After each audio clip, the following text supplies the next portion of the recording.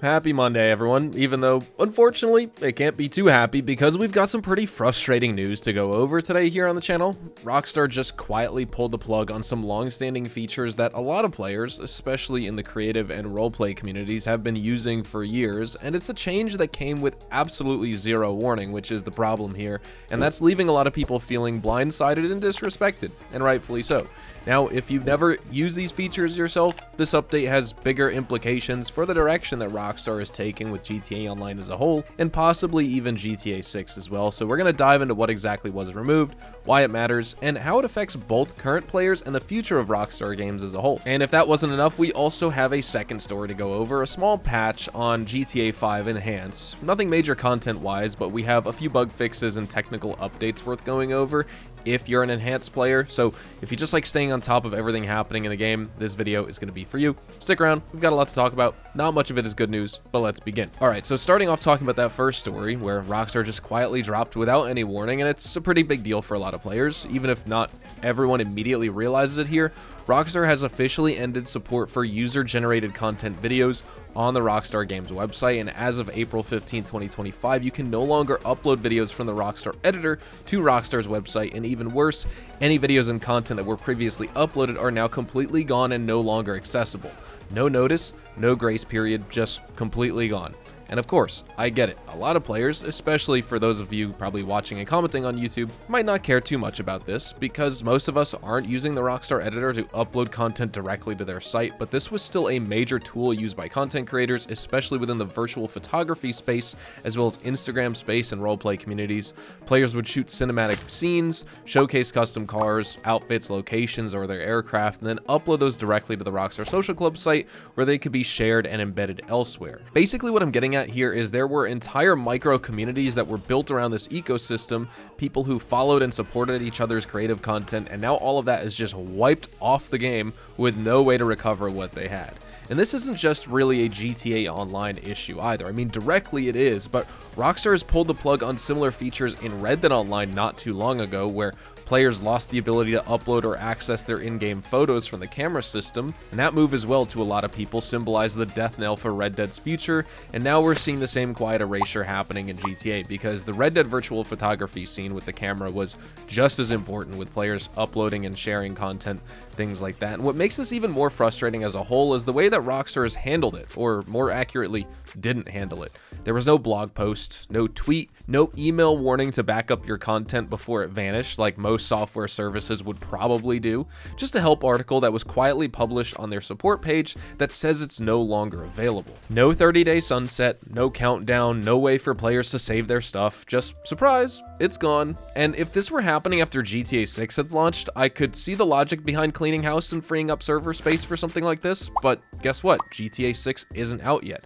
GTA 5 is still the current active game, and so in my opinion, there's zero reason for Rockstar to be sunsetting features from GTA 5 right now, especially features that, even if they're niche, still matter to a passionate group of players who still use them. Whether it's 10% of the community using it or just 0.1% or even 0.01%, it doesn't matter. The point is that the game is active, it's still making Rockstar money, and they're still pushing out updates biannually, so why are we seeing the slow dismantling of systems that have been in place for nearly a decade? It's not just disappointing, I think it's really frustrating, and moves like this don't exactly build confidence in the future of GTA 6 either. If Rockstar's willing to pull the plug on long-standing creative tools before the next game is even in players' hands, what does that say about their commitment to community-driven content going forward? I think it goes beyond just poor timing. It's disrespectful to players who built entire creative outlets around these tools, and while I know this won't impact the majority of players directly, the way Rockstar has handled it with no notice and no warning, no preservation or anything, that says a lot. It's bad news, plain and simple, and honestly, it sets a tone that's hard to ignore, because while it may not be the headline for everyone, it's definitely just a loss for players overall, and I think as we look forward to the next GTA game, players are really looking forward to user-generated content systems, and Rockstar will be building upon that. There will be support for it for years to come, etc. Why are they removing it from this game right now?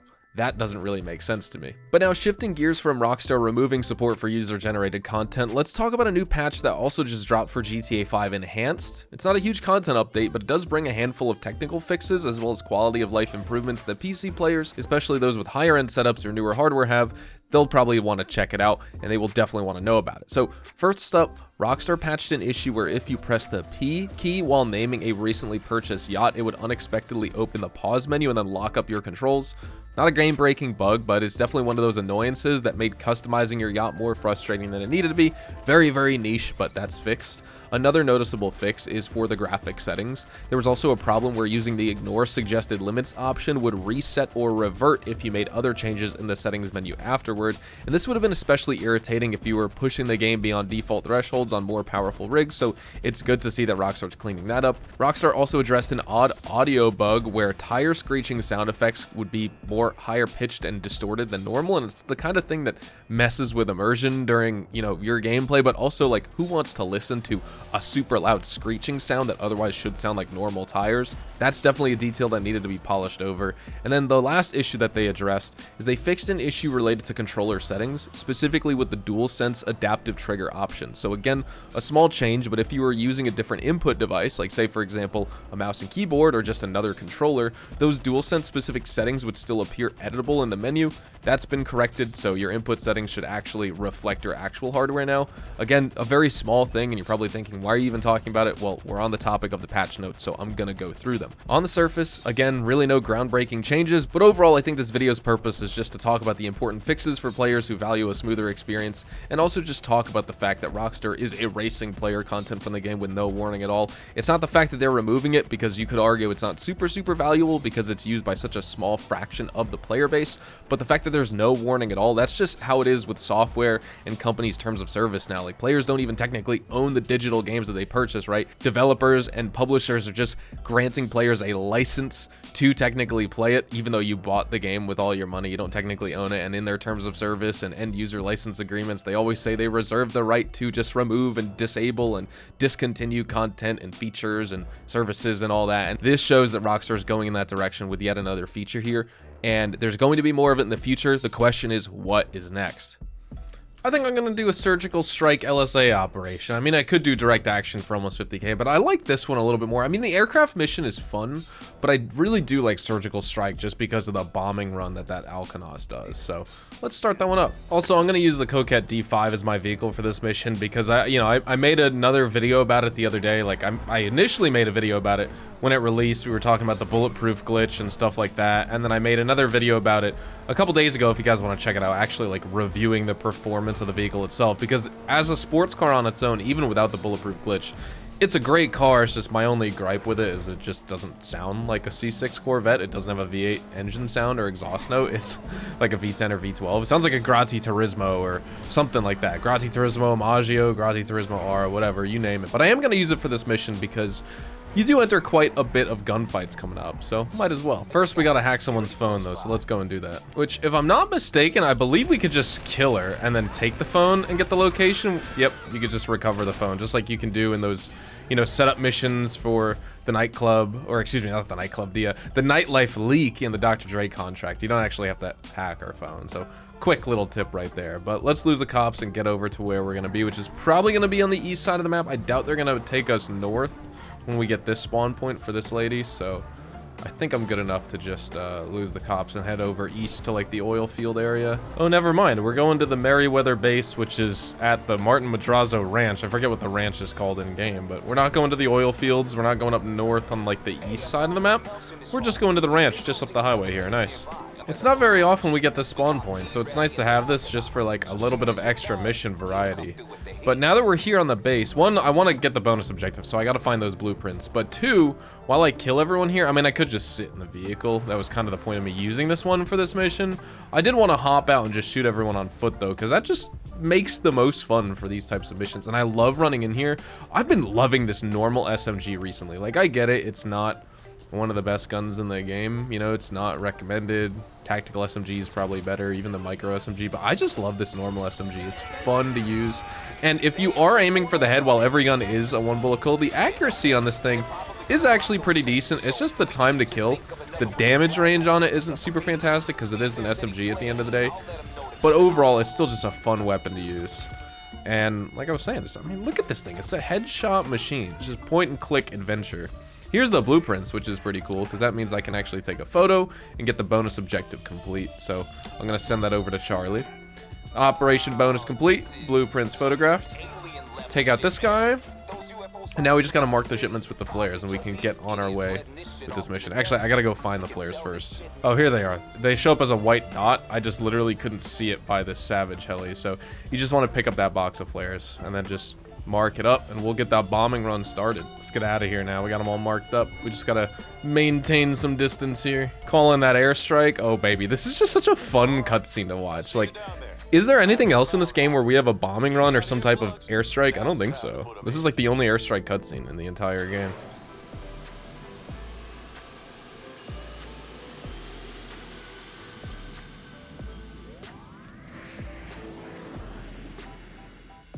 All right, let's turn around and see that explosion. Oh, baby. Kaboom! I love how this is just some dude's ranch, and we just completely decimated it. But everything's here, like... It'll be interesting to see in GTA 6, like, after the life cycle of the game develops and stuff like that, if we're gonna see any destruction where this whole place would just get leveled. You know, these homes should easily be blown up. And not that they, like, you know, would stay destroyed in the game on everyone's server, but just, like, for your time there until you drive away, it would be kind of cool if they were actually, like, leveled. You know, just some buildings and stuff. I doubt we're gonna be able to take down any skyscrapers or anything like that. But I would like some sort of destruction that is temporary, especially when it comes to instance missions. So now let me take out these guys. We got to bring this HVY barrage back to Charlie's lockup. So we'll just head on over there. And here we go. Let's go deliver this. That'll be nice. $46,500, I think, was the payout for this mission. We got $61,500 because of the bonus payment, which was $15,000 as well. So that just shows you should definitely go for the bonus payouts as well, because that pretty much makes it, you know, just more worth it. A nice little sweetener right there.